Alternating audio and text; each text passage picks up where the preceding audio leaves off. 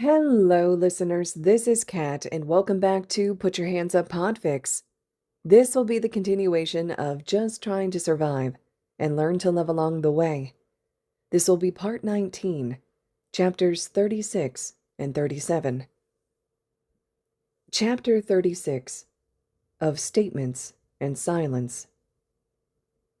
Tsukauchi offers him the front seat, but he opts for the back, sitting next to Izuku, who curls into his side, still focusing on his breathing. Shinzo sits on his kid's other side, looking all sorts of uncomfortable. Shinzo, are you all right? He probably should have checked on his student earlier, but seeing Izuku curled up like that, hardly breathing, had overridden any other thought. Shinzo gives him a funny look before answering. Why wouldn't I be? I'm not the one who... He cuts himself off, shooting a guilty look towards Izuku. His eyes focus on the bruises around the kid's neck. Shouta can't wait to find out how he got those, but he'd almost rather not know. Maybe not, but you still had to watch someone threaten your friend's life. That kind of thing is scary. Shinzo gives him a surprised look before glancing away, a frown on his face. I just wish I could have done more. You did more than anyone else did.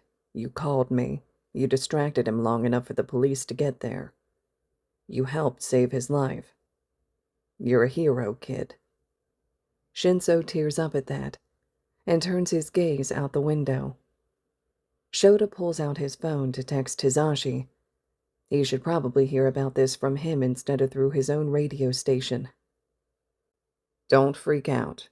Villain attack at the mall. Izuku is okay. The reply comes faster than he expected. There must be a song on right now. Shit. Need me to get the rest of my shift covered? No. We'll be at the station for a while. Maybe you could pick us up afterwards. Got it. Tell the baby I love him. Shouta rolls his eyes at his husband's antics before another text comes in. Oh yeah. Love you, Sho. Love you too, Zashi. Now get back to work. Sir, yes, sir. Shouta huffs a laugh as he shuts down his phone, turning his attention back to Izuku. He leans down to whisper to him. Izuku, Zashi wanted me to tell you something. Izuku peeks up at him, curious. He said to tell the baby that he loves him. That gets a small laugh out of him. Izuku hadn't taken long to grow fond of the nickname, usually turning red every time it came up.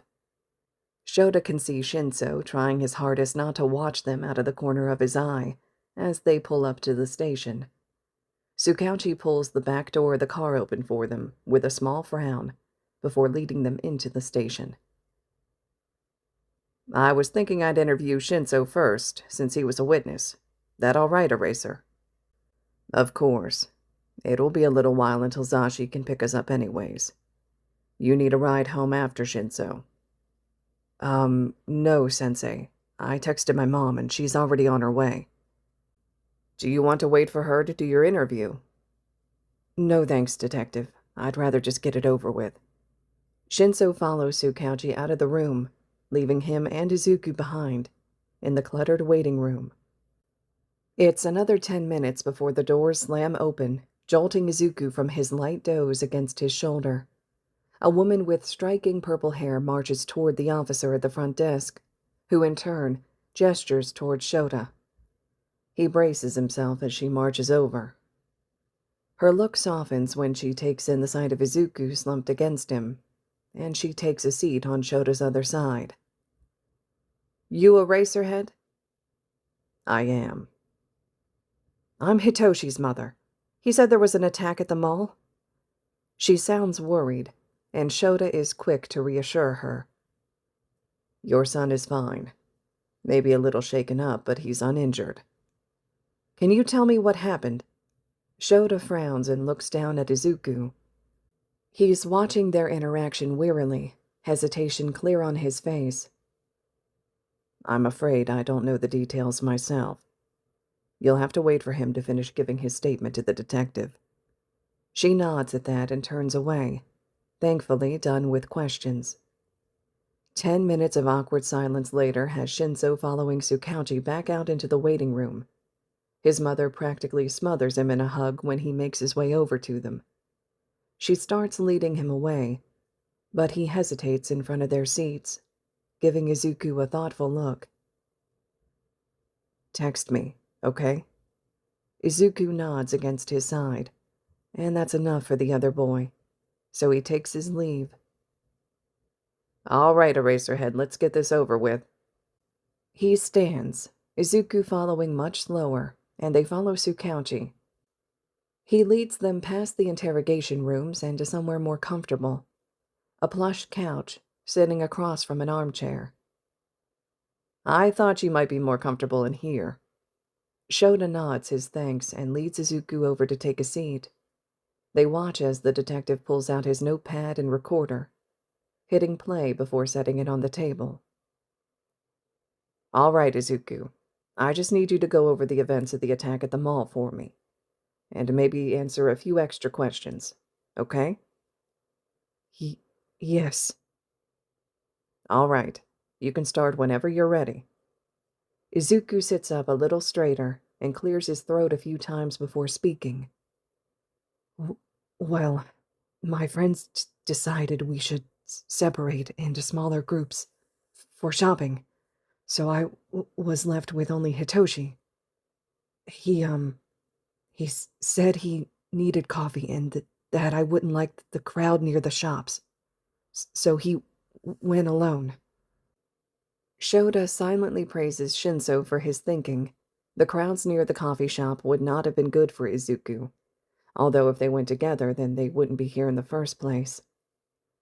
"I stood there for a few minutes before someone came up behind me. He grabbed me and said he recognized me from the sports festival and asked for an autograph. I just wanted him to let go, but when I tried to move away, he just tightened his grip." Shouta knows where this is going, but he still tenses in anticipation of the rest of the story. "Then he brought up the hero killer. Said I was cool to get away. I knew something was up then, because nobody knew I was there.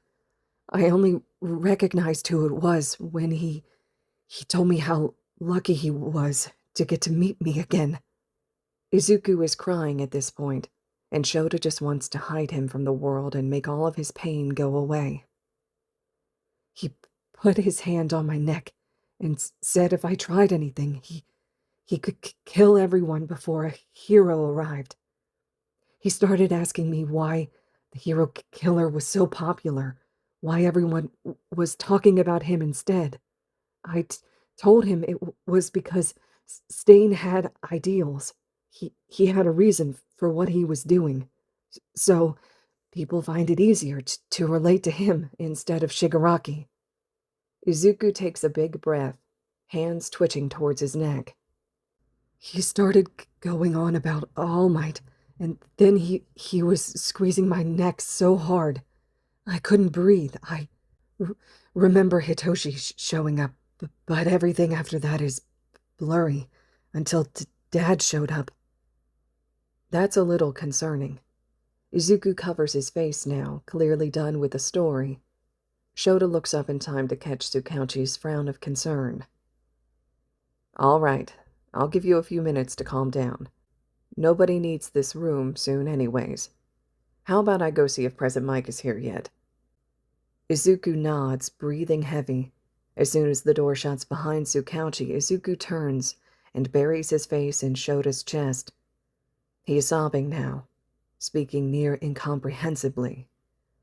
"I was so scared. I thought I was going to die." Shouta holds him a little tighter at that. "It's over now, Izuku. You're all right. Once Zashi gets here, we can go home and hang out with the cats for the rest of the weekend." Izuku nods against his chest, quieting down a little. They sit there like that until Hizashi throws open the door. Izuku looks up at him, startled, and Zashi's face falls at the tear tracks on his face. He walks over to the couch and sits on Izuku's other side, pulling him into his arms. The drive home is silent, Hisashi sitting in the back with Izuku while Shouta drives. Once home, they usher Izuku onto the couch. "Can I take a look at your neck, kid?" Izuku nods, sitting completely still when Sho reaches forward. He gently tilts his head to the side to get a better look. The bruises aren't too bad, but they look like they were painful to receive. "All right, these should fade pretty quickly. Why don't you go nap for a few hours, then we can figure out dinner?" Izuku nods, shuffling to his room and leaving the door cracked open behind him. Sho stays there, kneeling in front of the couch for a few minutes before Hisashi places a gentle hand on his back.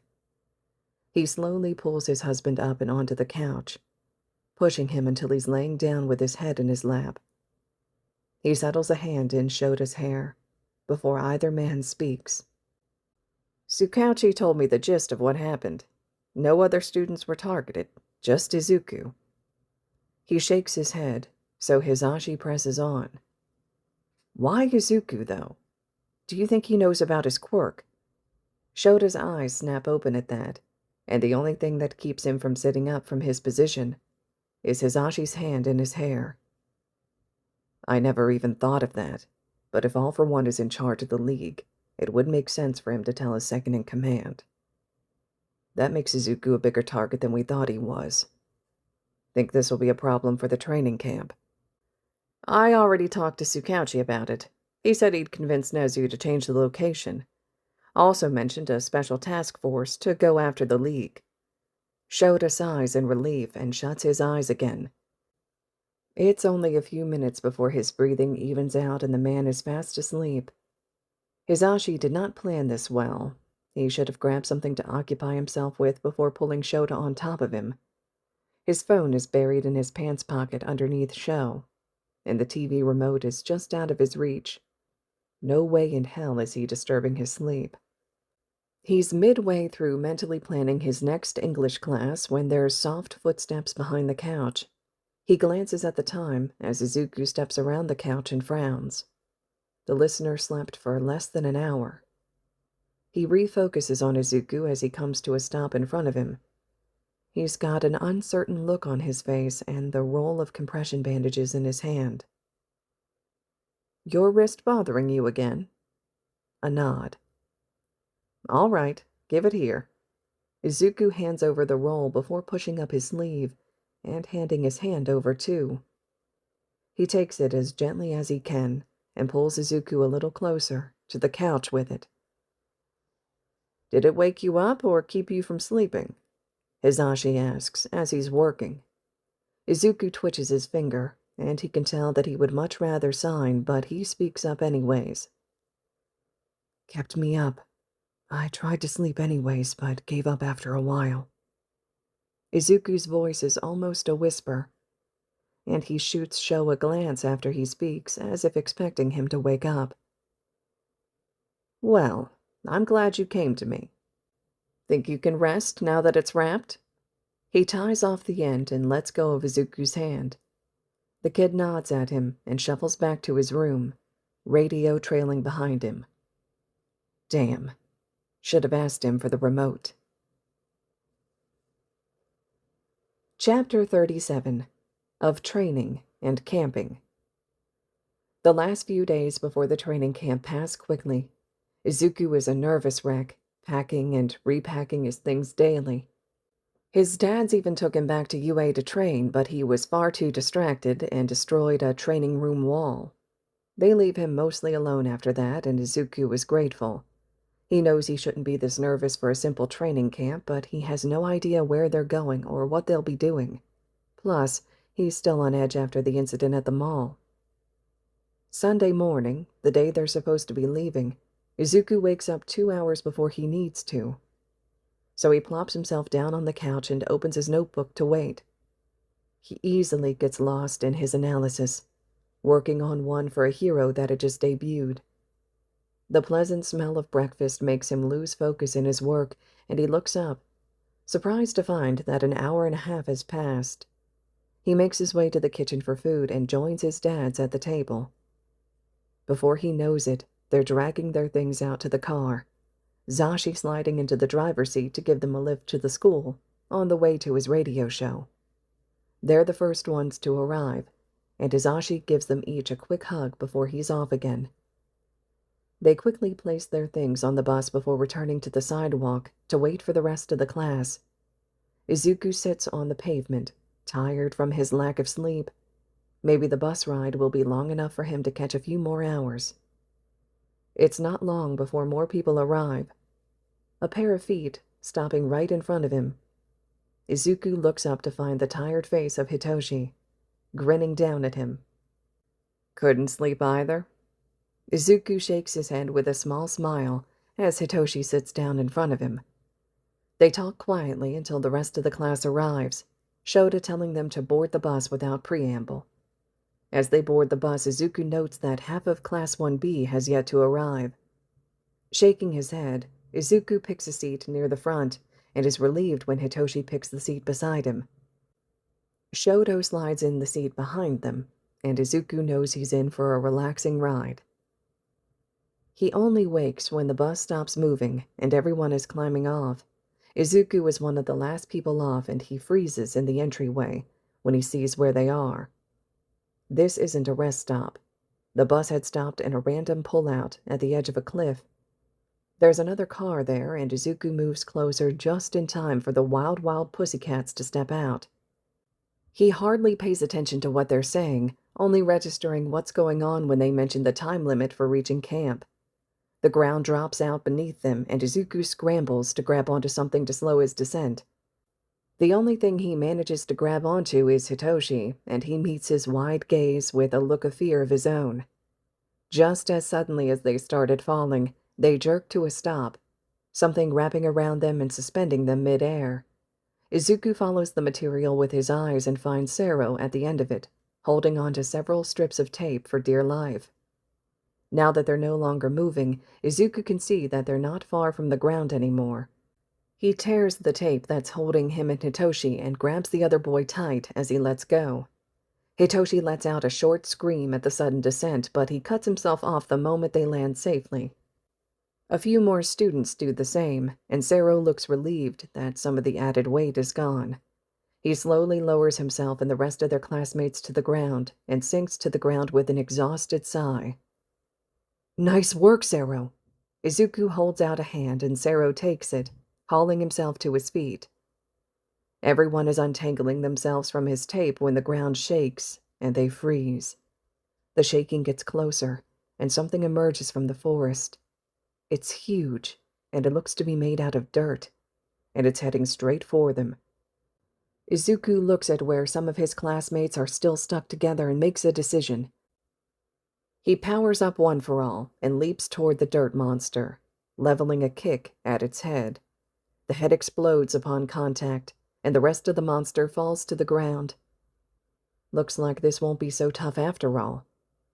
Izuku regretted the thought as soon as it entered his mind.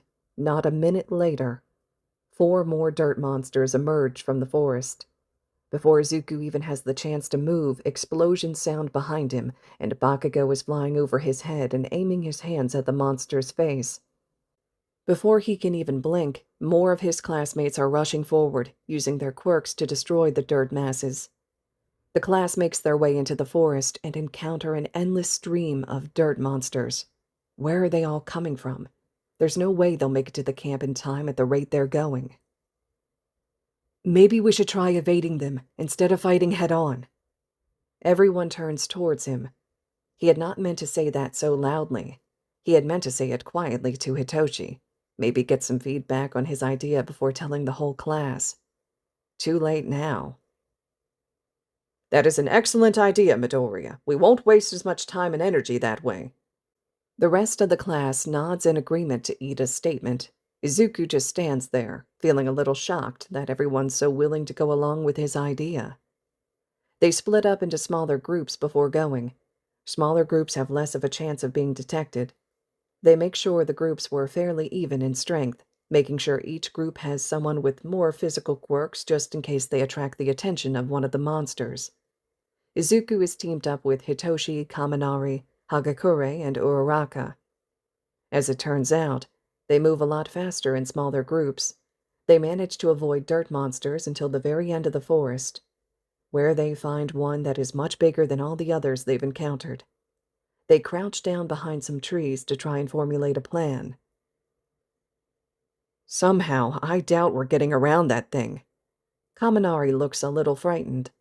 No one says anything for a minute, and Izuku turns to look at the monster again. It's just standing there, as if waiting for something. Most likely waiting for them to make a move. The thing is massive, so it has to be slower than the other ones, which were already pretty slow to begin with. All right, guys, I've got a plan.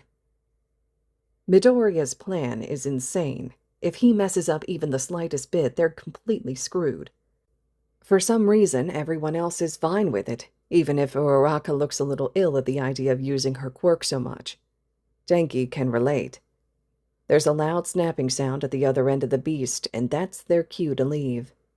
Hagakure is the only person they could have picked for a distraction. She is the only one who could have gotten past, undetected. And the beast will have no clue where to look even when she's standing right in front of it. They've got Shinzo slowly making his way around the side, ready to act in case anything goes wrong. God, he hopes nothing does. Denki makes eye contact with Midoriya as Uraraka uses her quirk on them. He looks confident that his plan will succeed. Midoriya grabs his hand and they start rising up. The monster hasn't noticed yet, too busy looking for the source of the sounds. Midoriya plants his feet against a tree and changes his grip on Denki's arms. He's pressed against the side of the tree, Midoriya between him and the beast. You ready? No, he's not, but he nods anyway. Midoriya activates his quirk and uses all the strength he can to throw Denki forwards. He's heading straight for the head of the monster, arms reaching in front of him. It starts to turn towards him as he activates his quirk, raising its hand up as if to deflect him. Denki bumps into the side of its hand, changing his course ever so slightly. He twists his body to try and readjust, but now he's at a strange angle, with no way to alter his course. He closes his eyes right before he smashes into the thing's face. Midoriya threw him so hard that he goes through the face, his electricity shocking the creature and hardening the dirt around him. The moment he breaks through the other side of the head, he can feel Uraraka losing her grip on her quirk. He's falling, with exactly no idea on how to stop that. Their landing strategy hadn't accounted for the change of course and Uraraka dropping him. His descent stops, and it's not because he's crushed to the ground.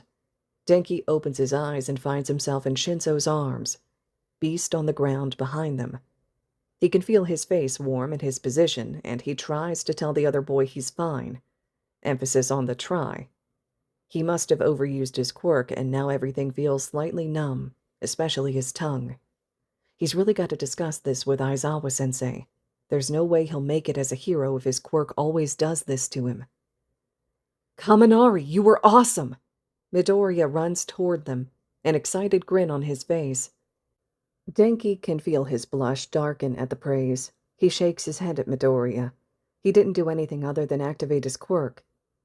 Nope, you were great. End of discussion. Let's get to camp. Denki gives the other boy a small smile, and Shinzo lets him stand on his own feet again. They make the walk slowly, everyone recovering from the exertion of fighting that monster. The only one not breathing heavily is Hagakure, but she still hangs back with them instead of racing ahead. The sun is low in the sky when they make it, but the only person around is Aizawa-sensei. He raises a brow at their disheveled appearance, but doesn't say anything. Only points them in the direction of food. All right, listeners, this concludes Chapter 37 of Just Trying to Survive and Learn to Love Along the Way. Chapter 38 will be up next, which will continue things with the training camp arc. I'd love to hear your thoughts and reactions to these chapters that we listened to today. And as always, thank you all so much for listening.